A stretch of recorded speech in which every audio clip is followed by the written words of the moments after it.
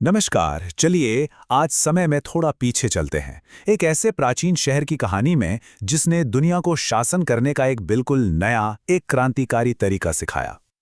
अच्छा, एक सवाल, दुनिया का पहला गणतंत्र मतलब अ ट्रू रिपब्लिक कहाँ बना था? ज्यादातर लोग सोचेंगे शायद एथेंस या रोम। नहीं, जवाब है अपना भारत। एक ऐसी जगह वैशाली जिसने ईसा से भी लगभग 600 साल पहले ही दुनिया को डेमोक्रेसी का पाठ पढ़ा दिया था। तो वैशाली की इस पूरी कहानी को समझने के लिए हम इन 5 हिस्सों से गुजरेंगे। पहले जानेंगे कि ये दुनिया का पहला गणतंत्र कैसे बना, फिर इसके लोकतंत्र की नींव क्या थी, ये धर्मों की पवित्र भूमि क्यों है, आज वहां इतिहास के क्या सबूत हैं और आखिर में इसकी अमर विरासत क्या है। तो चलिए शुरू करते हैं पहले हिस्से से। वैशाली, विश्व का प्रथम गणतंत्र। जरा सोचिए, एक ऐसा जमाना जब हर तरफ राजाओं का राज था, वंशवाद चलता था। उस दौर में एक जगह ऐसी थी जो लोकतंत्र की एक मशाल की तरह चमक रही थी, और वो थी वैशाली। तो सवाल ये है कि ये सिस्टम, ये लोकतंत्र आखिर काम कैसे करता था। चलिए समझते हैं इसकी नींव को।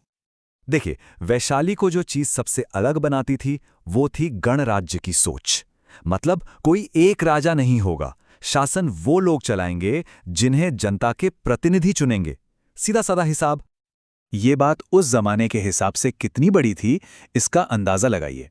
एक तरफ राजतंत्र, जहां राजा का बेटा ही अगला राजा बनेगा, पावर विरासत में मिलेगी, और दूसरी तरफ वैशाली का गणतंत्र, जहां पावर चुनी जाती थी, विरासत में नहीं मिलती थी। जमीन आसमान का फर्क था बिल्कुल। अच्छा, तो ये सब चलता कैसे था? इसे मैनेज करता था वज्जी संघ।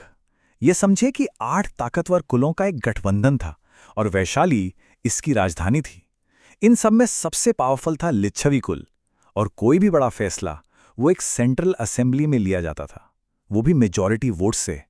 आज की पार्लियामेंट जैसा ही कुछ है ना। लेकिन वैशाली की कहानी सिर्फ राजनीति तक ही सीमित नहीं है। ये जगह तो दो दो बड़े धर्मों के लिए एक बहुत ही पवित्र, एक आध्यात्मिक सेंटर भी बनी। इस टाइमलाइन पर एक नजर डालिए, ये बहुत दिलचस्प है। ये दिखाती है कि कैसे जैन धर्म और बौद्ध धर्म दोनों की तारीख एक ही जगह, एक ही समय के आसपास कैसे जुड़ी हुई है। भगवान महावीर का जन्म और फिर भगवान बुद्ध का आखिरी उपदेश, सब यही। जैन धर्म के लिए तो ये धरती परम पवित्र है। आखिरकार 24वें तीर्थंकर भगवान महावीर की जन्मस्थली है ये। सोचिए, उन्होंने अपने जीवन के पहले 22 साल यहीं गुजारे थे। और बात करें बौद्ध धर्म की, तो उनके लिए वैशाली एक कर्म भूमि थी, मतलब एक्शन का ग्राउंड जीरो। यहां एक नहीं, कई बड़ी घटनाएं हुई। भगवान बुद्ध ने अपना आखिरी उपदेश यहीं दिया। पहली बार महिलाओं को संघ में शामिल किया गया, यानी भिक्षुणी संघ बना। मशहूर नृत्यांगना आम्रपाली ने अपना बाघ संघ को दान कर दिया।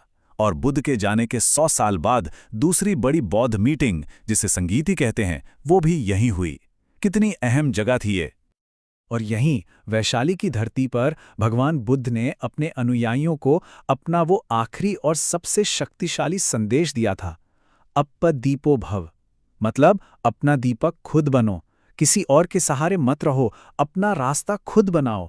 कितनी गहरी बात है। तो ये तो हुई इतिहास की बातें, पर क्या आज भी वहां कुछ ऐसा है जो इस शानदार अतीत की गवाही देता हो? बिल्कुल है। चलिए देखते हैं इतिहास के इन जिंदा स्मारकों को। आज भी अगर वैशाली जाएं तो इतिहास से मुलाकात होती है। वहां सम्राट अशोक का बनवाया स्तंभ खड़ा है, जिसके ऊपर एक शेर उत्तर की ओर देख रहा है।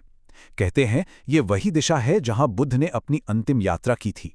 खुदाई में एक स्तूप मिला है जहां भगवान बुद्ध के कुछ पवित्र अवशेष रखे गए थे। वहां एक तालाब है, अभिषेक पुष्करणी, जहां चुने हुए प्रतिनिधि शपथ लेने से पहले स्नान करते थे। और आज के जमाने का बना हुआ विश्व शांति स्तूप तो है ही, जो जापान के सहयोग से बना है और शांति का प्रतीक है। तो इन सब बातों के बाद आखिर वैशाली की असली विरासत क्या है? दुनिया को इसने क्या दिया? वैशाली की विरासत बहुत गहरी है। ये सिर्फ एक शहर का नाम नहीं है, ये दुनिया को दिए गए गणतांत्रिक शासन का पहला मॉडल है। ये जैन और बौद्ध धर्म का एक पवित्र केंद्र है, और सबसे बढ़कर ये इस बात का सबूत है कि समाज को चलाने के लिए सिर्फ राजा का हुक्म नहीं, बल्कि लोगों की सामूहिक इच्छा शक्ति भी काम कर सकती है। और ये सारी कहानी हमें आज एक बहुत जरूरी सवाल पर लाकर खड़ा कर देती है कि आज की हमारी दुनिया, आज का हमारा समाज वैशाली के उन 2600 साल पुराने आदर्शों से, डेमोक्रेसी और साथ मिलकर रहने की कला से क्या सीख सकता है?